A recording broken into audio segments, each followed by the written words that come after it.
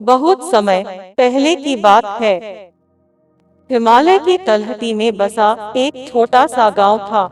उस गांव में एक गरीब ब्राह्मण रहता था जिसका नाम रामदास था।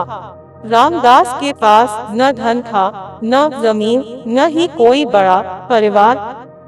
उसकी पूरी दुनिया बस एक छोटी सी कुटिया, एक लोटा और उसके आराध्य भगवान शिव थे। रामदास दिन भर मेहनत मजदूरी करता और जो थोड़ा बहुत मिलता उसी में संतोष करता। कई बार तो उसे आधा पेट ही सोना पड़ता, लेकिन उसके चेहरे पर कभी शिकायत नहीं दिखती थी।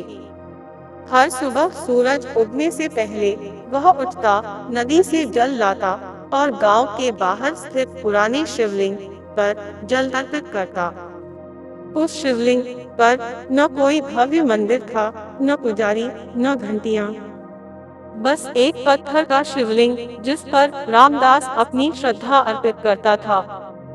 वह कहता है, भोलेनाथ, मुझे कुछ नहीं चाहिए, बस मेरी भक्ति स्वीकार कर लेना। गांव के अमीर लोग रामदास का मजाक उड़ाते थे। अरे रामदास, इतने सालों से शिव की पूजा कर रहा है, मिला क्या? कोई कहता, अगर भगवान सच में होते तो तुझे इतना गरीब क्यों रखते?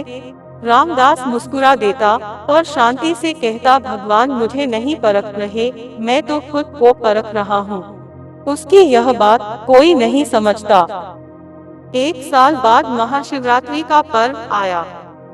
पूरे गांव में चहल पहल थी।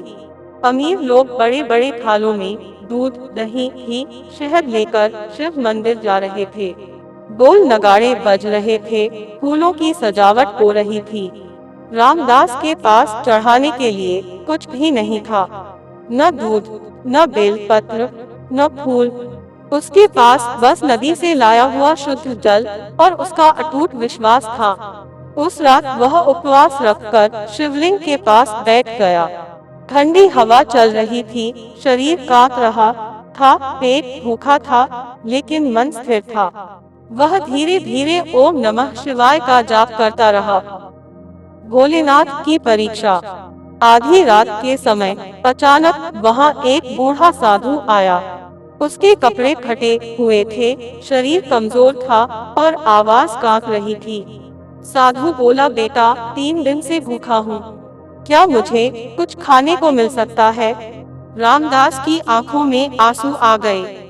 उसके पास खुद खाने को कुछ नहीं था।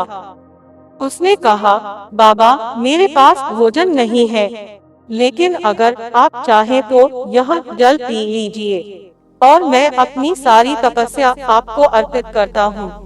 इतना कहकर उसने अपना लोटा साधु के हाथ में दे दिया और स्वयं हाथ जोड़कर खड़ा हो गया। साधु ने मुस्कुराकर जल पिया और कहा, बेटा, तुम सच में बहुत गरीब हो, लेकिन तुम्हारा दिल बहुत अमीर है। इतना कहकर साधु अचानक अदृश्य हो गया। शिव का प्रकट होना। अचानक चारों ओर प्रकाश फैल गया। वहीं शिवलिंग तेज प्रकाश में चमकने लगा। रामदास भय और भक्ति से कांपने लगा। तभी आकाश से गूंजती हुई आवाज आई, रामदास। रामदास भूमि पर गिर पड़ा।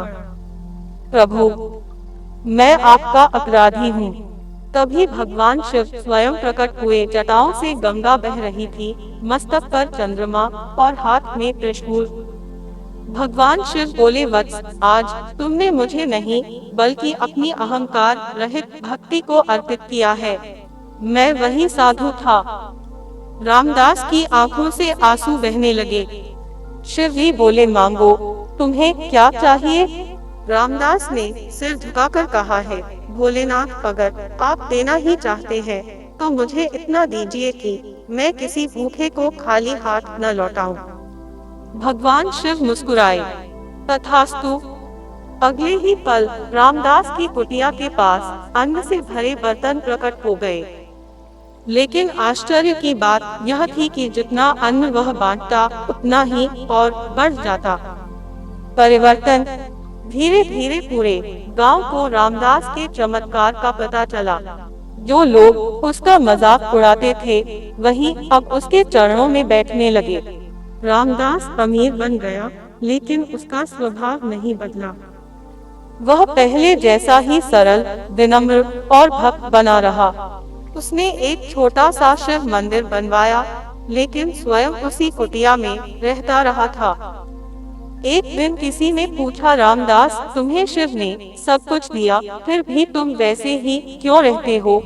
रामदास ने मुस्कुराकर कहा, शिव ने मुझे धन नहीं दिया, उन्होंने मुझे तृप्ति दी है, और जो तृप्त है वही सच्चा अमीर है।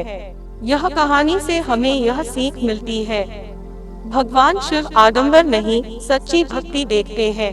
जो दूसरों के लिए त्याग करता है, वही ईश्वर के सबसे करीब होता है। धन नहीं, भाव महत्वपूर्ण है। भोलेनाथ सबसे पहले गरीब और निष्कलंक हृदय को अपनाते हैं।